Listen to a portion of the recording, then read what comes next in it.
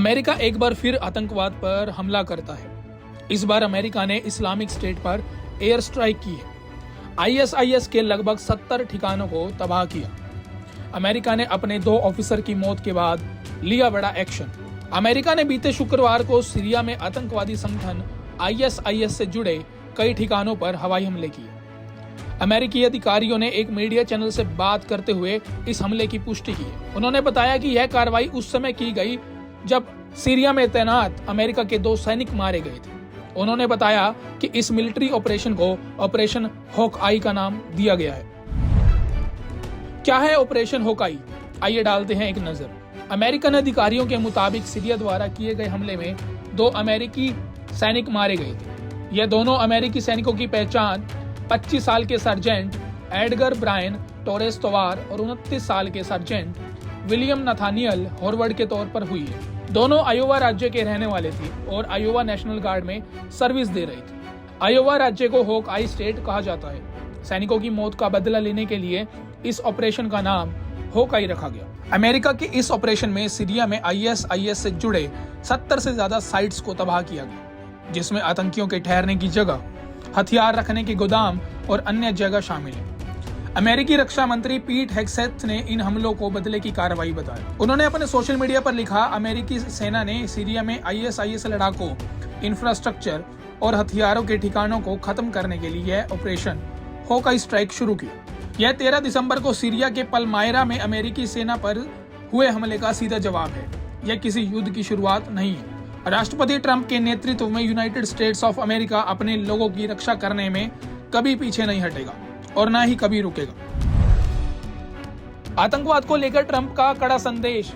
राष्ट्रपति Donald Trump ने अपने social media platform truth social पर लिखा कि हम उन खूनी आतंकियों पर बहुत गंभीर जवाबी कार्रवाई कर रहे हैं जिन्होंने 2 अमेरिकी सैनिकों पर हमला किया। जैसा मैंने वादा किया था कि जो भी अमेरिकियों पर हमला करेगा उसे पहले से कहीं ज्यादा जोरदार तरीके से जवाब दिया जाएगा। ट्रंप ने बताया कि इस हफ्ते मारे गए बहादुर सैनिकों के शव पूरे सम्मान के साथ अमेरिका लाए गए हैं और उन्हें श्रद्धांजलि दी गई।